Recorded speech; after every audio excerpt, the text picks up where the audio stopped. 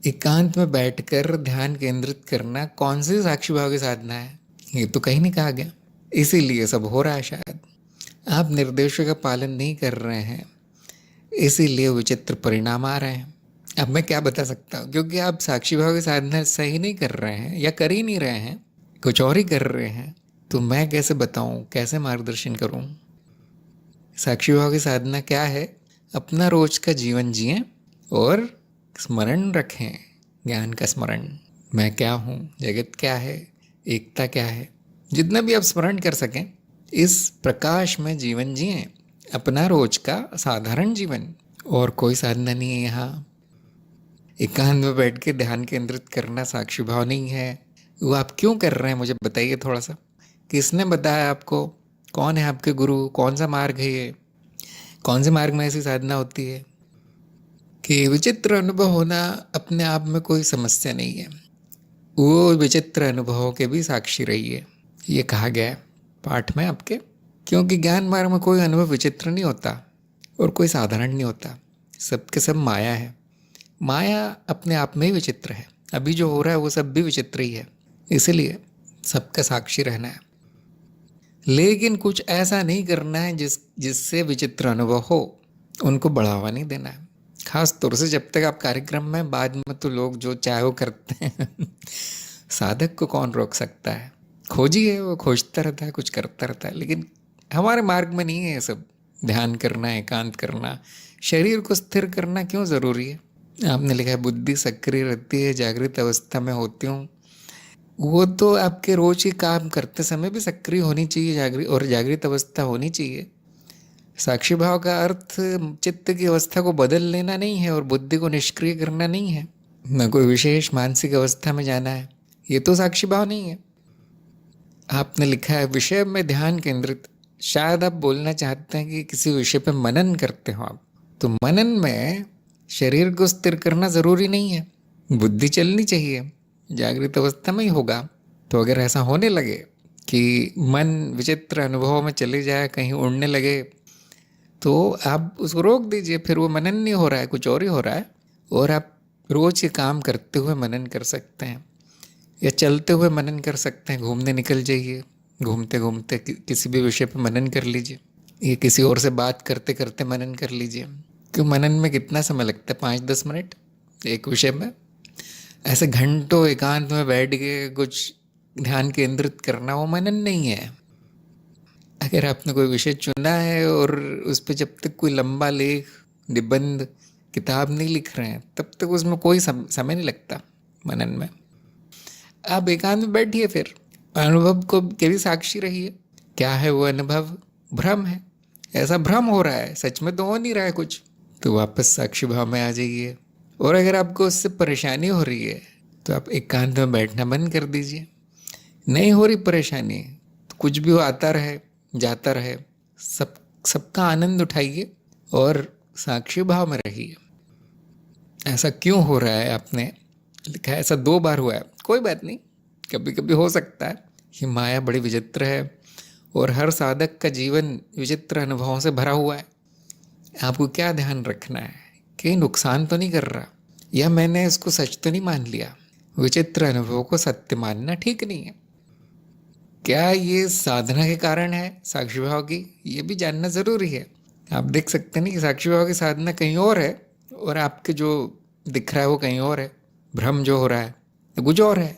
विचार आने भी बंद होते हैं। तो साक्षी भाव की साधना ये नहीं कहती कि विचार आना बंद होना चाहिए, उसके बाद ही साक्षी भाव होगा, बिल्कुल नहीं। जितने भी विचार आते हैं आने दो, वो मेरे नहीं है, इतना ही जाना जाएगा साक्षी भाव में। चित्त का यंत्र चल रहा है, मनुशरीर यंत्र चल रहा है, ऐसा जाना जाएगा। बस स्मरण रहेगा कि हाँ ये चल रहा है, वो चल रहा है। तो विचार आने बंद हो गए तो क्या करना है, उसके भी साक्षी रहिए कि अब बंद हो गए विचार आना। उसको और ज़्यादा बढ़ाने की जगह सामान्य अवस्था में आ जाइए, क्योंकि वो भ्रम बढ़ गया तो कुछ कह नहीं सकते कि आगे क्या होगा। वैसे आप तो एक जगह बैठकर होता है। कुछ लोगों में ये देखा गया है कि उन्होंने वर्षों साधना की, विचार ना आए, किसी तंद्रा में जाने की। तंद्रा आप लोग जानते होंगे, बेहोशी की स्थिति।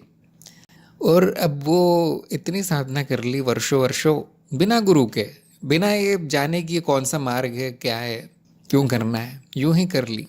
अब वो खड़े रहते हैं और नींद आ जाती, गिर जाते हैं। आप लोगों ने सुना होगा कुछ लोगों ने सांस रोकने की इतनी साधना कर ली कि वो अब नियंत्रण के बाहर हो गया, वो कभी भी उनकी सांस रुक जाती है, बेहोश होकर गिर जाते हैं। कुछ लोगों की साधना ऐसी है कि वो गाड़ी चला रहे हैं, तेज गाड़ी, और वो शरीर का आकार बढ़ गया या कुछ और, शरीर ही नहीं रहा, कुछ और दिखना शुरू हो गया। क्यों? अनियंत्रित साधना की है, बिना किसी मार्गदर्शन में। अब वो गाड़ी कहाँ जाएगी आप लोग समझ सकते हैं। इसीलिए हम लोग इस प्रकार की किसी भी साधना को, ध्यान को बढ़ावा नहीं देते। आप लोग क्या करते हैं वहाँ बैठ के एकांत में, मुझे तो पता नहीं चलेगा। वो तब पता चलता है जब कुछ ऐसा दुर्घटना हो जाती कि मेरे साथ ऐसा हो गया। अभी तो आपके साथ कुछ बुरा नहीं हुआ, अभी तो केवल भ्रम हुआ है। हर प्रकार के भ्रम होंगे अगर आप अकेले बैठ गए एकांत में तो, क्योंकि चित्त अपने कल्पना लोक में चला जाता है, कोई भी भ्रम पैदा कर देता है। कोई बड़ी बात नहीं, लेकिन वो साधना नहीं है, उसे हम साधना नहीं कहते। कम से कम ज्ञान मार्ग में इस प्रकार की कोई साधना नहीं। और मैंने देखा है किसी भी मार्ग में ऐसी कोई साधना है नहीं जिससे कि भ्रम बढ़े, जिससे कि मनो शरीर पर नियंत्रण छूट जाए। इस प्रकार की कोई साधना कहीं भी नहीं है। तो आप देखिए साक्षी भाव क्या है, जानने का प्रयास कीजिए और केवल साक्षी भाव कीजिए, और बाकी प्रक्रियाओं को बढ़ावा देने की ज़रूरत नहीं है। अगर वो अपने आप कभी हो जाता है, हाँ ये भी एक भ्रम था मान के जीवन जारी रखिए, जो साधारण जीवन है वही प्रकाशित हो जाए, बहुत है। तो मुझे आशा है आपको उपाय मिला होगा। हाँ, कुछ लोग होते हैं जिनको कि विशेष अवस्थाओं से, विचित्र अनुभवों से प्रेम होता है और उसमें कोई बुराई नहीं है, किंतु वो ऐसे ऑनलाइन नहीं हो सकता। देखिए वो घर बैठे बिना किसी गुरु के नहीं हो सकता, उसमें खतरा है। तो मैं मना तो नहीं करता, हाँ भाई आप लोगों को जिस भी तरह की साधना चाहिए कर लीजिए, लेकिन यहाँ नहीं। आप किसी आश्रम में जाइए, किसी गुरु के पास जाइए, विधिवत साधना कीजिए, अपना शौक पूरा कीजिए। ज्ञान कुछ ज़्यादा होगा नहीं, है ना, इससे ज़्यादा ज्ञान होगा नहीं जो कार्यक्रम में, उससे ज़्यादा कुछ नहीं होगा। प्रगति कोई होगी नहीं, विचित्र अनुभव कितने भी हो गए आपकी प्रगति नहीं होगी। बहुत कम लोग ही जानते हैं प्रगति के लिए विचित्र अनुभव ज़रूरी नहीं है। आध्यात्मिक प्रगति के लिए क्या होगा, मनोरंजन होगा और कुछ शंकाओं का समाधान होगा। जिनकी ये मान्यता है कि भौतिक जगत ही सत्य है, मैं ये शरीर मात्र हूँ, वो विचित्र अनुभव से थोड़ी कमज़ोर पड़ जाती है। शुरुआत करने के लिए सही है, उसको जीवन बना लेना ठीक नहीं है। इन विचित्र अनुभवों को अपने जीवन का लक्ष्य बना लेना बचपना है, यही दिखाता है। कोई गुरु नहीं, कोई साधना नहीं, कोई मार्ग नहीं है। इसीलिए मैं तो बिल्कुल बढ़ावा नहीं देता इन चीज़ों को। खास तौर से साक्षी भाव के अलावा कुछ और नहीं सिखाया जाता।